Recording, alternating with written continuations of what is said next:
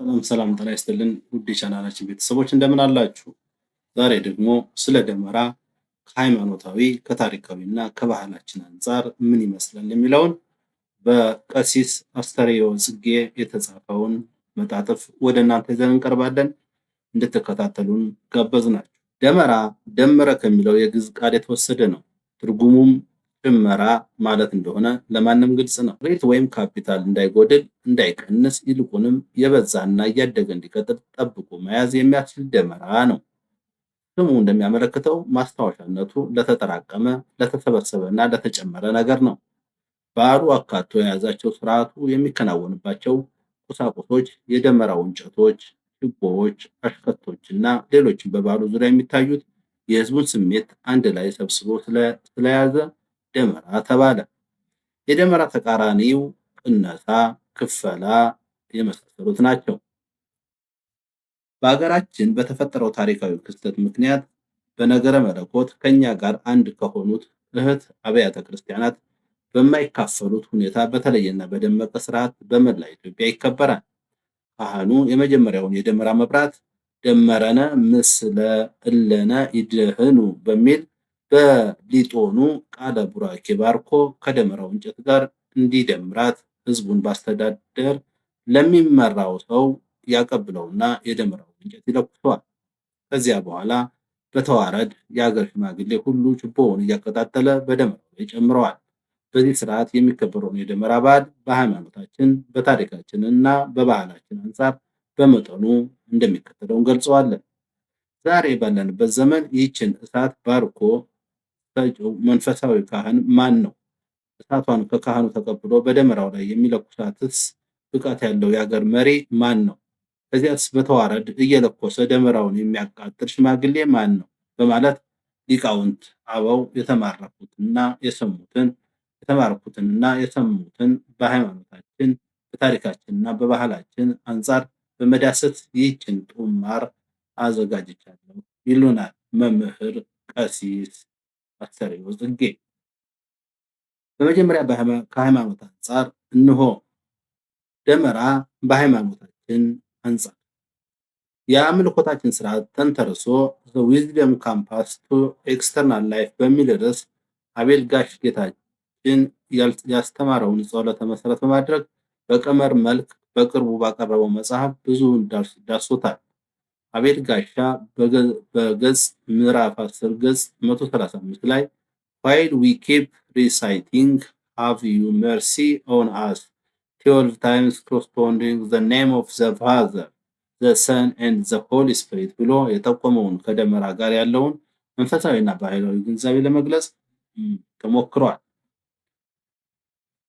አምልኮታችንን ጀምረን የምንፈጽመው ነቢዩ ኢሳያስ በምዕራፍ 6 ከቁጥር 2 እስከ 5 እንደገለጸው ቅዱስ ዮሐንስን በራእዩ አይቶ እንደነገረን ምዕራፍ 4 እና 5 ላይ የእግዚአብሔርን ዙፋን በተሸከሙት ክሩቤል የአምልኮት ዘይቤ ነው።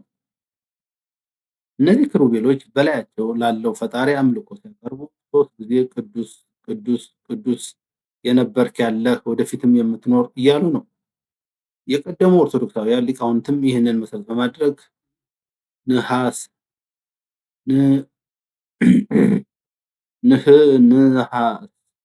ነአምን ከመዝ እስመ ስሉስ ቅዱስ ሩያን እሙንቱ በተዋህድ ዮተ መለኮተ ወፍጹማን በሶስቱ አካላት ዘኦትሙ አንዱ አብ ቅዱስ ወአንዱ ወልድ ወቅዱስ ወአንዱ ውእቱ መንፈስ ቅዱስ እያሉ የነገረ መለኮትን መሰረት አስተማሩ። ማለትም እኛ እንደ ሱራፌልና ክሩቤል ኢሳያስ ባየው ዮሐንስ በገለጸው መንገድ በአካል 3 በመለኮት አንድ እያለን እናምናለን፣ አምነንም እናመልካለን፣ እናስተምራለን በሚል ነው።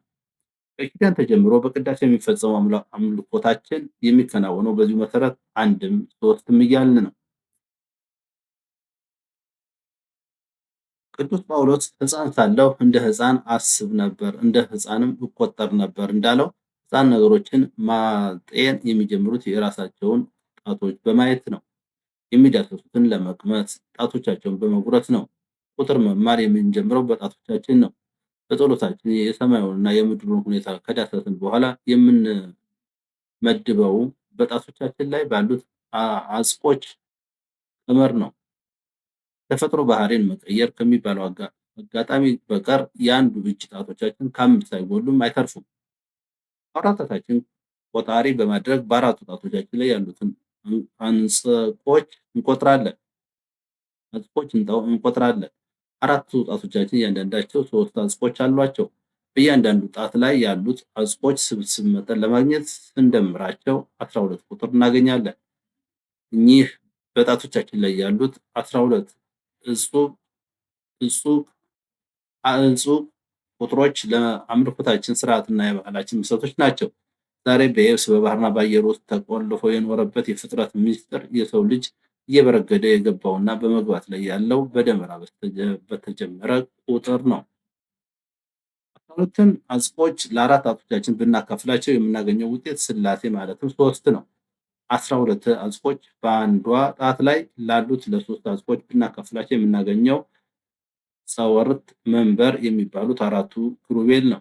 እንደገና 3 እና 4 ብንደምርም የሳምንቱ ዕለታት ልክ ቁጥር 7 እናገኛለን። ፊደሎቻችንም የተዋቀሩት በሳምንቱ ዕለታት ላይ ነው። በግዕዝ 1 ተጀምረው የሚያልቁት በሳብዕ 7 ቁጥር ነው። እያንዳንዱ የጽዋ ማህበር የመረጣቸው ሙሴ ወይም መሪ ደግሞ የሚመራትን የጽዋ ማህበር በመወከል አንድ ላይ ተሰብስበው ይደመሩና የራሳቸው የጽዋ ማህበር በኩር ብለው ይሰይማሉ። ለማህበሩ በኩር መምህር ሆኖ የሚሰየመው በሙያና በችሎታ ከሊቃውንቱ መካከል ተመርጦ የደብሩ አለቃ ነው። የደብሩ አለቃ ዋና ኃላፊነት እየዞሩ የጽዋ ማህበራቱን አባላት የሚያስተምሩትንና የማህበሩ በኩሩን አባላትን ሙሴዎች አንድ ላይ እየሰበሰበ ማስተማር ስለሆነ በጥንቃቄ ይመረጣል። የመሳፍንቱ ስርዓተ ተጽዕኖ ቤተክርስቲያኒቱን ባያዘናጋት ኖሮ የእያንዳንዱ አጥቢያ ቤተክርስቲያን አስተዳደር መምራት የነበረበት ይህ ማህበር በኩር የተባለው ጉባኤ ነበር።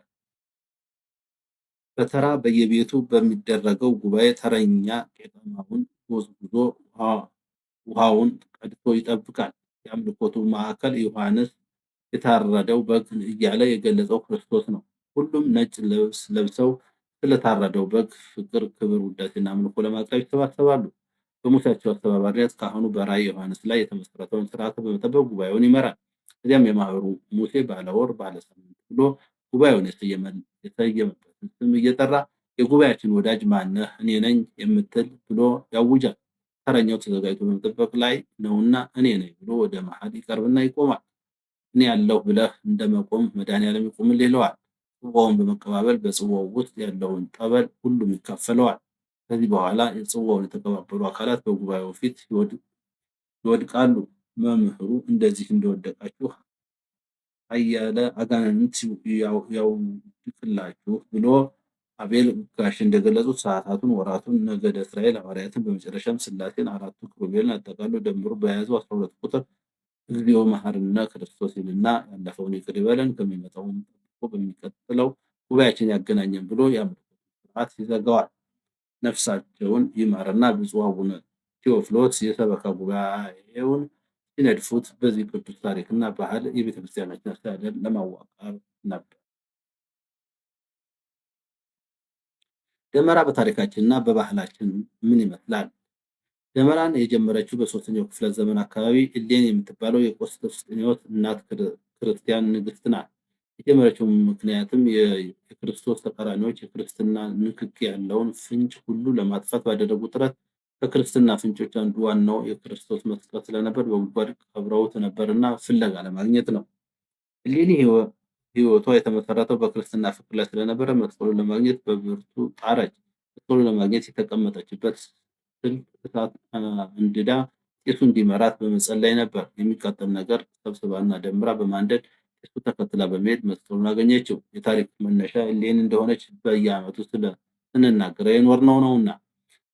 በዚህ ጦማሬም መሸፈን ስለማይችል በእሌኒ ዙሪያ የሚነገረው ታሪክ እዚህ ላይ ገትቼ ከራሳችን ታሪክ ጋር ወደ ተያያዝንበት መስመር እንሻገር ይላል መምህራችን። የታሪኩ መሰረት ይህ ሆኖ ሳለ ንግስት እሌኒ በጀመረችበት ቦታ እኛ በምናደርገው ስርዓት አይነት ሊከበር ቀርቶ የሚያስታውሰው የለም። ታዲያ ለምን እኛ ብቻ በዚህ መልኩ እናከብረዋለን የሚለው ጥያቄ ማስከተሉ አይቀርም። ተገቢ ነው። መልስ የሚጠብቀው ከዚህ ወዲህ በየዘመኑ ወደ ሀገራችን ከገቡት ባህሪያቸው ከደመራ ይልቅ ወደ ከፈላ ካዘነበሉት አብያተ ክርስቲያናት አይደለም። የደመራውን ታሪክ የማስተማርና በደመራው ዙሪያ ለሚነሱ ጥያቄዎች የመመለስ ዕዳ፣ ሸክምና ግዴታ ያለባት የኢትዮጵያ ኦርቶዶክስ ተዋሕዶ ቤተክርስቲያን ብቻ ናት ብዬ አምናለሁ። የጥምቀቱን በዓል ከዓለም ክርስቲያኖች ለየት ባለ መንገድ እንደምናስታውሰው በንግሥት እሌኒ ሕሊና ውስጥ ይነድ የነበረውን የክርስቶስ ፍቅር በየዓመቱ ደምራ የሚለው ስም ሰጥተን በዓለም ያሉ ክርስቲያኖች በማያስቡበት በተለየ መንገድ እናከብረዋለን። በዓላት በምክንያት የሚጀመሩ የታሪክ መነሻዎች ናቸው። በአንድ ወቅት የተጀመሩት ሳይረሱ የሚታረመውን ያረሙ የሚጨረሰውን እየጨረሱ ዓለም ስታልፍ የሚቀጥሉ ህዝቦች በቀኝ ገዢዎች አእምሯቸው ሳይዝልና ሳይዘነጋ እስከ መጨረሻ ጠንክረው የሚጓዙ እንደ ኢትዮጵያውያን ያሉ ህብረተሰቦች ናቸው። ይህ በዓለም ከተጀመረ ጀምሮ እስከዚህ ዘመን ድረስ በገጠሙ ክፉ ቀናቶች ሁሉ ሳያቋርጥ ከኛ ደርሷል። በዓላት ሁለት መንገዶች አሏቸው። ከሁለቱ አንዱ ከጣዖትና ከባዕድ አምልኮ ጋር ተያያዘ ቅዱስ መጽሐፍ የሚያወግዙ ነው። ሰይጣን አምልኮ በራቀ መንፈስ ባህልን፣ ታሪክን አዝለው በመመላለስ የሚታወሱ ሁሉ በዓላት ይዘታቸው እየሰፋ የሚቀጥል መጽሐፍቶች ናቸው። ይህ አይነት የሶሻል ሚሞሪ መጽሐፍ የሌለው ህብረተሰብ በእኛ ግንዛቤ እንስሳት ብቻ ናቸው ብለን እናምናለን። ውድ የቻናላችን ቤተሰቦች የዛሬው ፕሮግራማችን ይህን ይመስል ነበር። በሌላ ፕሮግራም እስከምንገናኝ ቸር